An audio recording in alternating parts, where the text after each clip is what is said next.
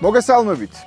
დღევანდელი ჩვენი ვიდეოს განსახილველი თემა იქნება ავტომობილი, რომელიც ისეთი ადამიანებისთვის შეიქმნა, რომლებსაც სურთ რომ მაქსიმალურად შეძლების დაგვარად იაფად შეიძინონ, მაქსიმალურად შეძლების დაგვარად ექსკლუზიური ავტომობილი, პრემიუმ ავტომობილი.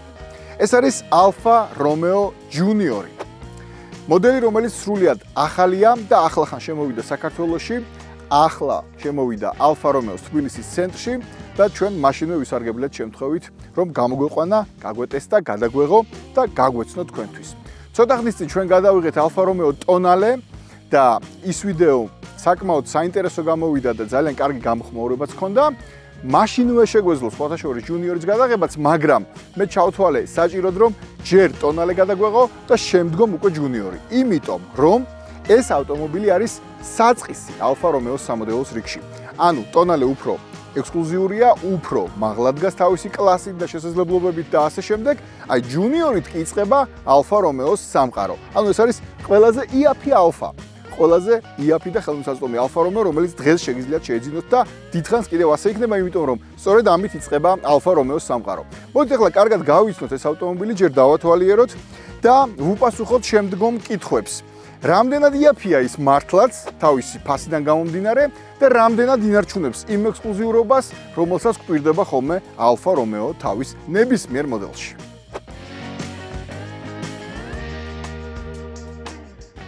ეს არის ის მოდელი, რომელიც ცვლის Alfa Romeo მიტოს, ყველაზე პატარას და ყველაზე იაფ Alfa-ს. სხვათა შორის Tonale-მ შეცვალა Giulietta, ამან შეცვალა მიტო.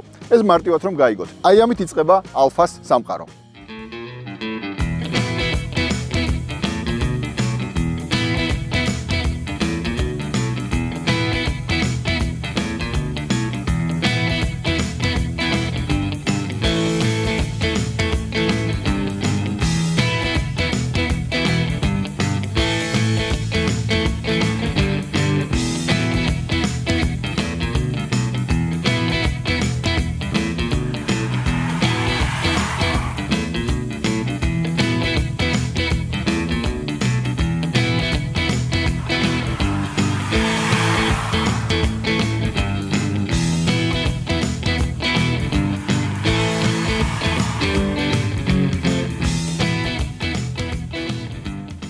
მოდით ახლა განვიხილოთ დიზაინის ელემენტები და ჯერ შევხედოთ წინიდან. დავაკვირდეთ მის ჯერ ფარებს. აი ეს სამი სეგმენტი, რა თქმა უნდა, გეცნობათ თქვენ Alfa-s დიზაინიდან, Alfa-s ფარების დიზაინიდან და Tonale-დანაც, მაგრამ ზოგადად წინა მაშუქის დიზაინი არის უკვე თავისებური ოდნავ უფრო სხვანაირი, ოდნავ უფრო მასობრივი, მე ასე ვიტყოდი, მაგრამ შენარჩუნებულია მაინც Alfa-s აი ეს სტილი. სად დაზოგა Alfa Romeo, როდესაც მუშაობდა ამ მოდელზე? დაზოგა პირველ რიგში აი აქ. როგორც გახსოვთ, Tonale შემთხვევაში ლოგო გადადიოდა ქვემოდან კაპოტში, აი ამ ძრავის ხუბში, უფრო ქართულად რომ თქვათ. ამ შემთხვევაში უკვე ძალიან მარტივად ზემოდან აქვს დადებული. ლამაზია, არანაირი პრობლემა, მაგრამ აი ის დამატებითი ეფექტი აქ დაკარგულია ამ შემთხვევაში. თუმცა საბოლოო ჯამში მაინც ეფექტურია. თავის ადგილზეა ცხადია Alfa-s აი ეს Scudetto, რაც არის Alfa-sთვის დამახასიათებელი ნიშანი და აი აქ არის ამოტვიფრული, ალბათ ცუდი სიტყვა, აი ესე გამოხატული მისი ლოგო, Alfa Romeo-s ლოგო. სხვათა შორის, ტოპ ვერსიაში შესაძლებელია რომ აქ ლოგოს ნაცვლად Scudetto-ზე იყოს წარწერა Alfa Romeo, აი ძველი ტრადიციული შრიფტით, რომელსაც აწერდა ხოლმე Alfa თავის მოდელებს. და ერთ-ერთი ყველაზე მნიშვნელოვანი სიახლე. სანომრე ნიშანი არის შუაში. ამით Alfa Romeo-s ისტორიაში ახალი ერა იწყება. ირღვევა გარკვეული ტრადიცია, თქვენ ალბათ კარგად იცით და ალფისტებმა ყველაზე კარგად იციან ეს, რომ Alfa Romeo-s სანომრე ნიშნები ჰქონდა ხოლმე მარჯვენა მხარეს, ამ შემთხვევაში უკვე აქვს შუაში. თავის ადგილზე, თუ შეიძლება რომ ესე ითქვას, ოღონდ არა Alfa-ს თავის ადგილზე. ეს შესაძლოა ძირძველი ალფისტებისთვის იყოს პრობლემა, მათ ეს არ მოეწონოთ რაღაც ტრადიციის დარღვევა, მაგრამ ხაზგასმით უნდა აღენიშნოს, რომ ესეც არის მანიშნებელი იმისა, რომ Alfa Romeo-s ისტორიაში ახალი ერა იწყება და იწყება სწორედ Junior-ით. ძველი ალფისტები, მათთვის არსებობს Giulia, Stelvio, იგივე Tonale. ეს კი ახალი თაობის ავტომობილია. ახალ სეგმენტს უნდა შეეჭიდოს.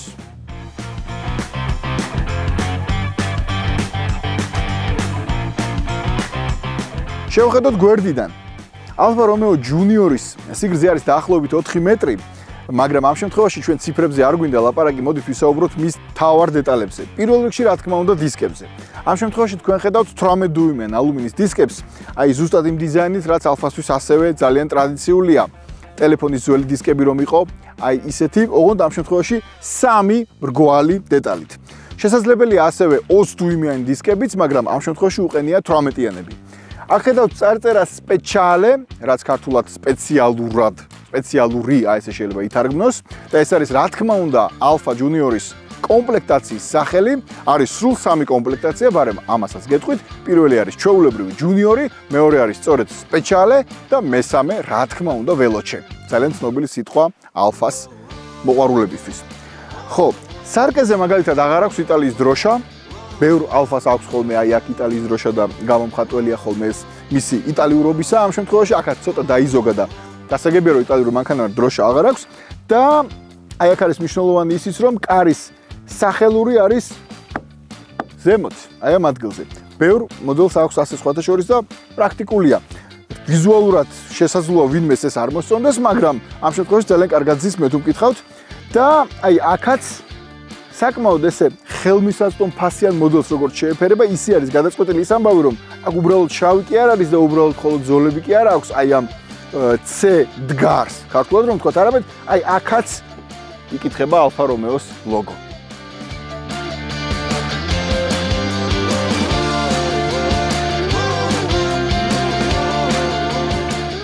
რა ხდება უკან? სიმართლე გითხრათ, მე ყველაზე მეტად მომწონს აი ეს წარწერა. Alfa Romeo, ძველი Alfa-სთვის დამახასიათებელი შრიფტით. შეეძლოთ რომ აქ დაეტანათ ასევე ლოგო, მაგრამ არა, წააწერეს აი ესე ლამაზად Alfa Romeo. რაც შეეხება ზოგადად უკანა მხარის დიზაინს, დიზაინი საერთოდ გემოვნების ამბავია. ვიღაცას შეიძლება მოეწონოს, ვიღაცას არ მოეწონოს, მაგრამ ერთი რამ ხაზგასასმელია. არის დახვეწილი. თავისი აი ამ ჩამომრგვალებული ფორმებით, აი ამ გადასვლით, როდესაც უკანა ორი მაშუკი ერთმანეთში ერთიანდება და ზოგადადაც უკნა რომ შეხედავ, შესაძლოა მაშინვე ვერ მიხვდე, რომ Alfa Romeo-ა თუ ამ წარწერას არ წაიკითხავ, მაგრამ ზოგადად გამომწვევი ცოტა სხვანაირი და ცოტა განსხვავებული რომ არის აი იმ მასაში, როცა თითქმის ყველა მანქანა ერთმანეთს დაემსგავსა, ეს უკვე ძალიან კარგია. ხო, ორი მაყუჩი აქვს. აქ არ მინდა რომ დაგასპოილეროთ, იმიტომ რომ ძრავზე და მის შესაძლებლობებზე, ცხენის ძალებზე და შემდეგ მერე ვილაპარაკებ, მაგრამ მაინც ცოტა შეიძლება უცნაურად მოგოჩვენოს ის ფაქტი, რომ 3 ცილინდრიანი ძრავი და ორი მაყუჩი, მაგრამ დარწმუნებული ვარ, თქვენც გინახავთ, მეც მინახავს და გამიტესტავს 3 ცილინდრიანი ავტომობილი, რომელსაც 4 მაყუჩი აქვს. აი ის მართლა ნამეტანია. ამ შემთხვევაში კი ორი მაყუჩი ნამეტანი არ არის, იმიტომ რომ სილამაზე სჭირდება, ეფექტით სჭირდება. თანაც სუსტი ძრავი ნამდვილად არ აქვს. ოღონდ ამაზე ცოტა მერე. ახლა კი ავხადოთ ბარემ საბარგული და გეტყვით იმასაც ბარემ, რომ ამ საბარგულის მინიმალური მოცულობა არის 415 ლიტრი. მაქსიმალური კი 1280, როდესაც უკანა სავარძლების საზურგეებს გადაწევთ. ამ ზომის, ამ კლასის მანქანისთვის, პატარა SUV-ისთვის ეს ძალიან კარგი ტევადობაა. ახლა გადავინაცვლოთ სალონში, მიმოვიხილოთ მისი ინტერიერი, რა ხდება, ნახოთ მძღოლის სამუშაო მაგიდაზე და მერე დავიძრათ.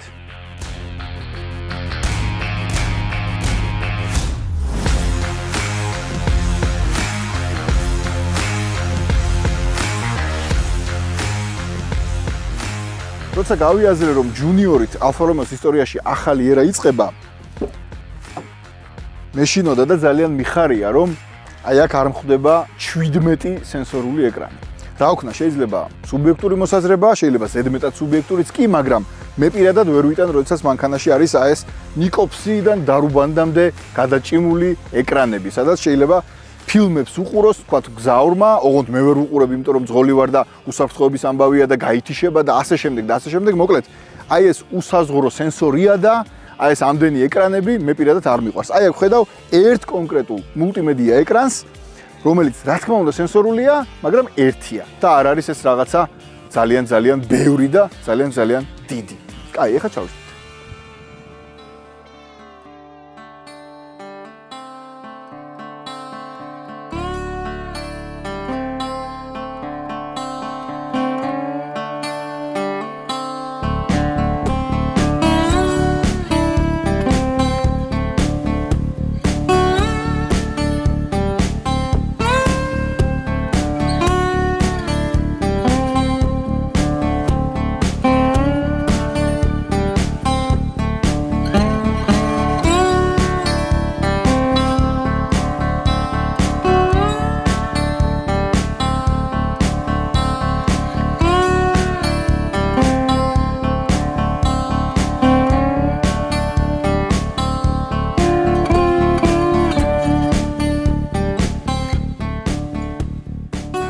აიახლავე აგიხსნით რას გულისხმობდი წეღანი, როდესაც თქვი რომ გადაჭიმული ეკრანები არ მიყვარს მეთქი. არის ერთი კონკრეტული 10 დუიმიანი ცენტრალური მულტიმედია ეკრანი, რომელიც თან შენსკენ არის მომართული და რაღაცნაირად გზნობ რომ შენია. ანუ რა თქმა უნდა შეუძლია თანამგზავრსაც ზედ რაღაც მოქმედებების ჩატარება, მაგრამ შენია, ანუ შენსკენ არის. სენსორული არ არის, მაგრამ რა თქმა უნდა ციფრულია აი ეს მაჩვენებელთა დაფაც, რომელიც აი აქ მძღოლის ინფორმაციებისთვის არის. ყველაზე კარგი არის ის, რომ შესაძლებელია აი ამ ეკრანების შეცვლა, კონფიგურირება ისე როგორც შენ გინდა, მაგალითად ისე ხდება ეს ამბავი როგორც ტელეფონებში, სმარტფონებში, თანამედროვე სმარტფონებში, ვიჯეტებით შეგიძლია ააწყო კონფიგურაცია სად რა და როგორ იყოს, როგორც აი ამ განყოფილებაში, ისე აი ამ ცენტრალურ ეკრანს. ეს არის ძალიან კარგი. რა თქმა უნდა, ალფას DNM-ი, ანუ DNA არის აქაც და გულისხმობს აქაც სვლის რეჟიმებს. D არის dynamic, ანუ სპორტული რეჟიმი, N არის ჩვეულებრივი, ნატურალური და A არის უკვე განსაკუთრებით ეკონომიური, როცა განსაკუთრებით ცოტა საწვავს დაწვავს. თუმცა ამ რეჟიმებზე ვისაუბროთ უკვე როცა დავიწყებით. კიდევ ერთი რამ, რაც ყველაზე მეტად მომეწონა და საერთოდ მომწონს ხოლმე Alfa Romeo-ებში, ეს არის ის, რომ როგორც კი ავტომობილში ჩავჯექი, ძალიან მალე წამებში გავასწორე სავარძელი და საჭე იმ პოზიციაში, ზუსტად იმ პოზიციაში, რომელ პოზიციაშიც მე ყველაზე მეტად მსიამოვნებს. სავარძელს აღარ შევეხები, მოდით და საჭეზე გაჩვენებთ მაინც. რა დიაპაზონზეა საუბარი?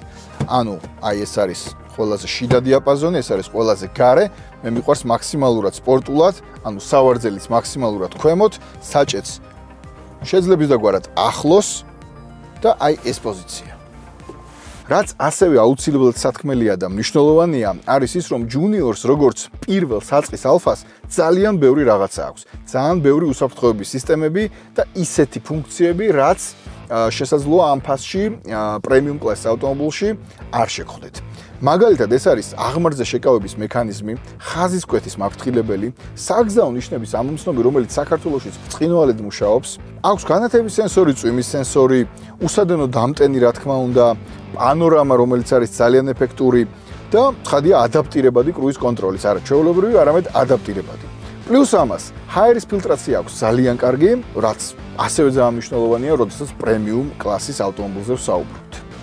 კარგი, მოდი ახლა ავამუშაოთ ეს ჩვენი 3 ცილინდრიანი ძრავა.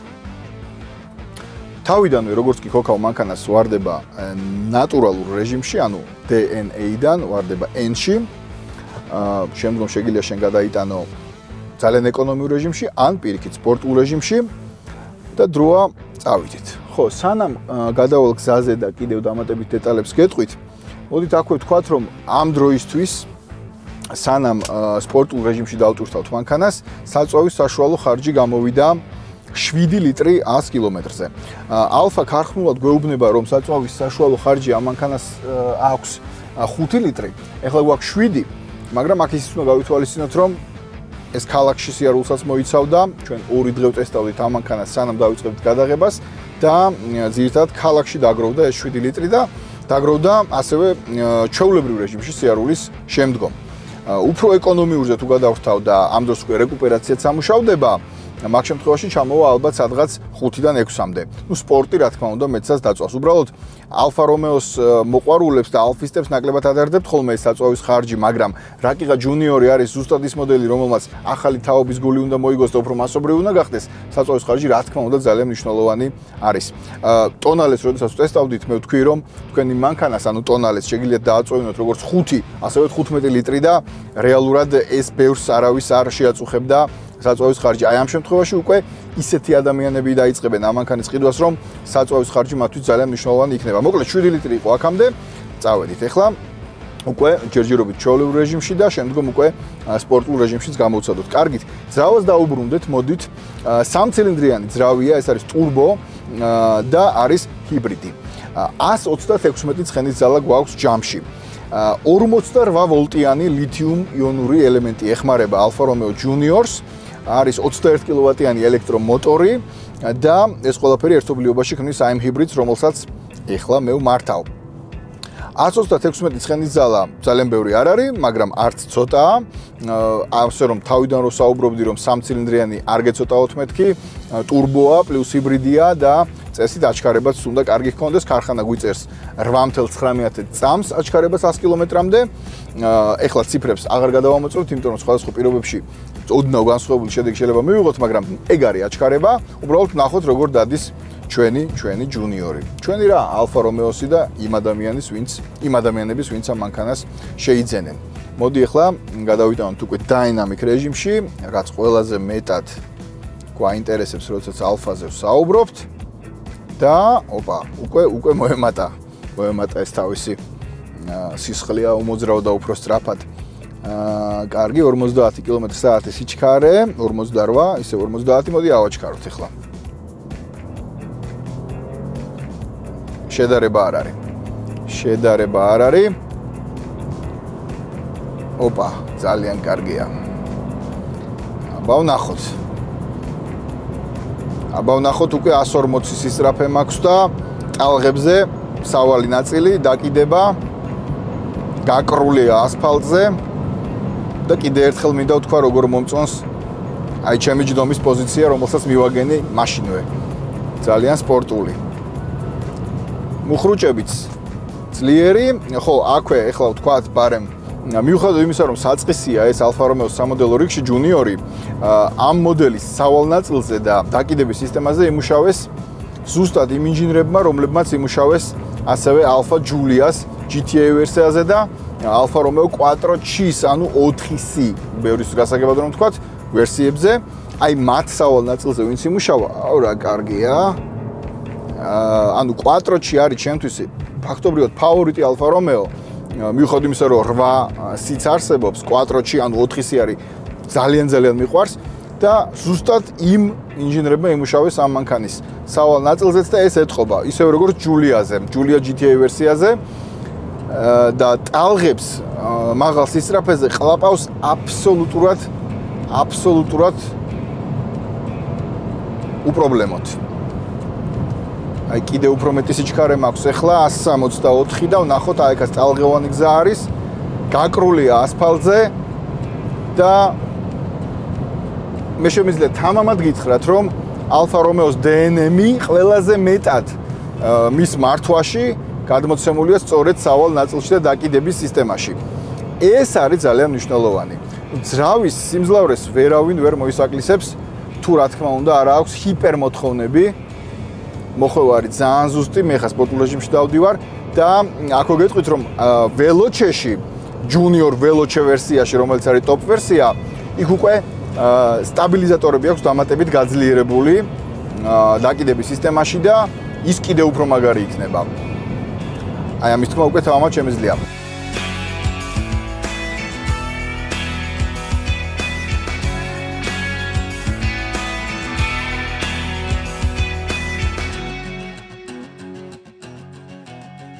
აბა, კარგია. აი მოსახვევში ახლა ბოლომდე დავამუხრუჭე და ოდნავ მოსახვევში წაიღო არა თვითონ იმოქმედა ისე რომ თუ არ ვწდები უკანა მარჯვენა მუხრუჭმა დაამუხრუჭა პირველად. რაღაცა წამის მეათედით უფრო სწრაფად დაასწრო მან, იმიტომ რომ მოსახვევში უფრო ეფექტურად შესულიყო. აი ეს აქვს იტალიელებს, აი ეს დეტალებისადმი ყურადღება არა მარტო დიზაინში, არა მარტო ვიზუალში, არამედ მართვაშიც და აი ეს ამიტომ უყვართ ალფა რომეო, იმიტომ რომ რაც არ უნდა მასობრივი მოდელი შექმნან, რაც არ უნდა ახალ სეგმენტებზე გავიდნენ და ახალი თაობების გულთა დაპყრობა მოინდომონ, აი იმ დეტალებს მაინც დებენ, რომ ნაღდი ალფისტი რო დაждდება ამ მანქანის საჭესთან, იგრძნოს ის, რომ ის ალფა რომეოს მართავს.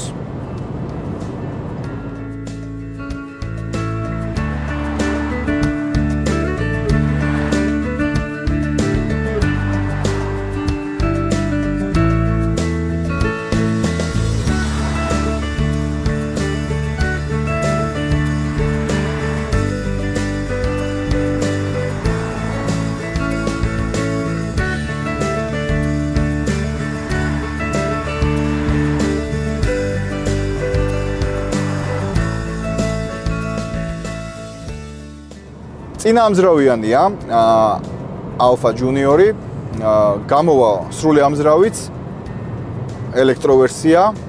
ეს არის წინაამძრავიანი, ასე რომ დრიფტის მოყვარულებს ეს არ მოეწონებათ, მაგრამ დრიფტის მოყვარულებისთვის სხვა ალფა რომეოები არსებობს. მათთვის ეს არ არის. ჯუნიორი კი არის უფრო ხალხზე გათვლილი ავტომობილი. ამავდროულად საკმაოდ პრაქტიკული, იმიტომ რომ ასეთ პატარა მანქანაში უკან სივრცე საკმაოდ ბევრია, აქვს საკმაოდ დიდი საბარგულიც. მოხვევა თავისებური აქვს, ალფური აქვს. რამდენადაც შეიძლება ჰქონდეს ყველაზე ხელმისაწვდომ ალფას.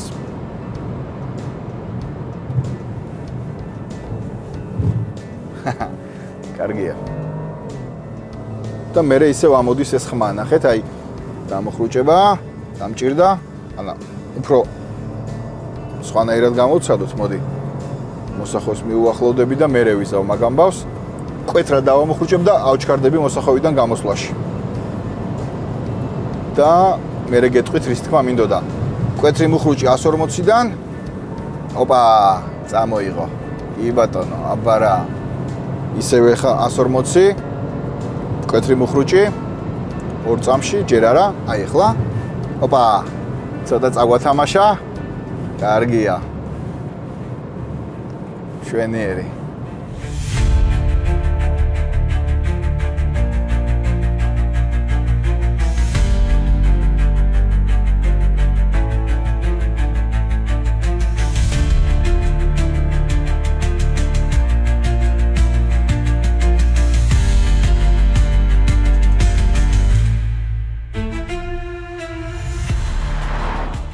ესეც ასე, ალფა რომეო ჯუნიორით გასეირნება დღეს დამთავრებულია.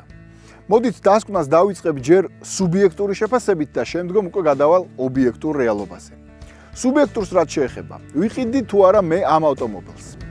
გამომდინარე იქიდან, რომ პირადად ჩემთვის ჰიბრიდი არ არის გამოწვევა, ვისურვებდი ცოტა უფრო მეტ სიმძლავრეს. მოკლედ, ოდნავ უფრო ძლიერი ძრავა, მექანიკური გადაცემა და კოლოფი და მე მართლა დავისახავდი მიზნად ჯუნიორის შეძენას.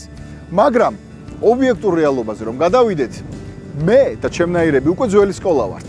ახალ თაობას მექანიკური გადაცემათა კოლოფი არათუ არ აინტერესებს, ალბათ არც გაუგიათ. მე კი როცა ამ მანქანას მართავდი, ხანდახან ინსტინქტურად გამირბოდა ხელი, რომ ვითომ სიჩქარეებს ვრთავდი. მოკლედ, ობიექტურად, ეს არის ახალი თაობის, ახალგაზრდა ადამიანების ავტომობილი. ძალიან ხელმისაწვდომი. ალფა რომეოს ცენტრში ჯუნიორის ფასი არის ამ მოდელის, ამ ვერსიის 27300 ევროს ეკვივალენტი ლარში. ალფასთვის ეს ძალიან კარგი ფასია, პლუს 3 წლიანი გარანტია ან 100,000 კილომეტრი. მოკლედ, ალფა ჯუნიორი ალფა რომეოს თბილისის ცენტრში გელოდებათ. შეგიძლიათ მიხვიდეთ და თქვენს თქვენებურად გამოსცადოთ და დარწმუნებული ვარ, რომ მისი შეძენა მოგინდებათ. რაც შემეხება მე და ჩემნაირებს, ანაც ნამდვილ ალფისტებს, მათ ერთ რამეს ვეთყოდი. არ შეიძლება რომ იყო ალფისტი, ალფა რომეოს ფანი და არ გულშემატკივრობდე ჯუნიორს.